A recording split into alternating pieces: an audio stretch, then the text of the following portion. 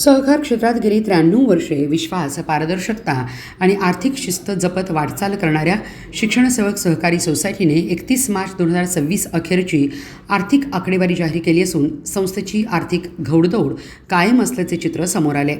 10 मे 1933 रोजी स्थापन झालेल्या या संस्थेने आज 5,784 सभासद असून सांगली जिल्ह्यातील 12 शाखांद्वारे सभासदांना सेवा दिली जाते. संस्थेचे वसूल भागभांडवल तब्बल 70.60 कोटी रुपये, राखीव व इतर निधी 43.58 कोटी, तर मुदत व इतर ठेवी रुपये 451.86 कोटीवर पोहोचलेले आहेत. याशिवाय संस्थेची रुपये 192.33 कोटींची गुंतवणूक, रुपये 428.49 कोटींची कर्ज येणे बाकी आणि रुपये 629.84 कोटीचे खेळते भागभांडवल ही संस्थेच्या आर्थिक सक्षमता आणि स्थैर्याची साक्ष देणारी आकडेवारी आहे. आर्थिक वर्षात संस्थेने रुपये 12.23 कोटींचा निव्वळ नफा नोंदवला आहे. केवळ आर्थिक प्रगतीच नव्हे तर डिजिटल सेवा, ऊर्जा बचत, सामाजिक सुरक्षा, सभासद कल्याण आणि सामाजिक बांधिलकी या क्षेत्रांनाही संस्थेने समान प्राधान्य दिल्यामुळे सहकार क्षेत्रात वेगळी ओळख निर्माण करण्यात संस्थेला यश आलं आहे.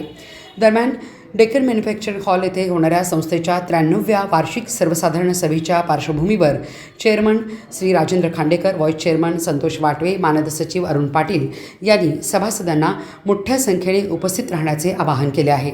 शांतता, संयम, शिस्त आणि सहकार्याच्या वातावरणात सभा यशस्वी करण्यासाठी सर्वांनी सहकार्य करावे असेही त्यांनी नमूद केले.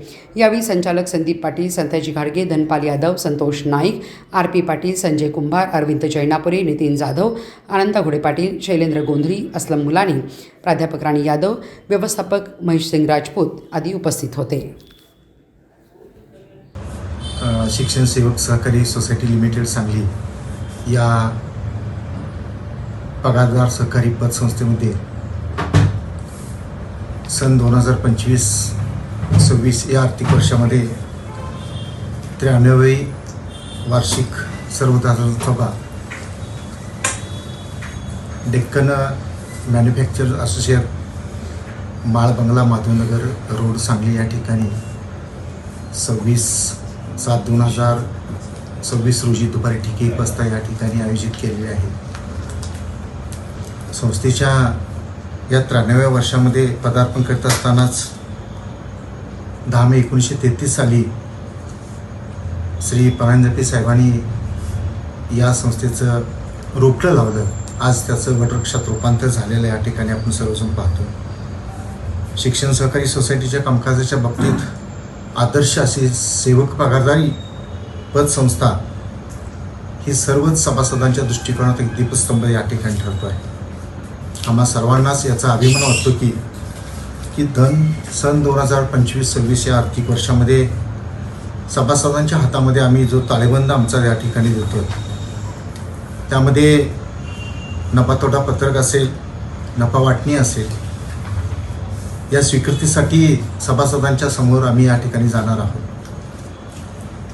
संचालक मंडळानं आज अखेर केलेल्या कामकाजाचा आढावा जर या ठिकाणी घेतला तर चालू वर्षामध्ये संस्थेला जवळजवळ 12,23,73,052 रुपये इतका मोठा नफा संस्थेला चालू वर्षामध्ये झालेला आहे. नफा सभासदांच्या भागभांडवलावरती जो नफा वाटणी या ठिकाणी केला जाणार आहे तो 12.5% इतका, न भूतो न भविष्यतो इतका मोठ्या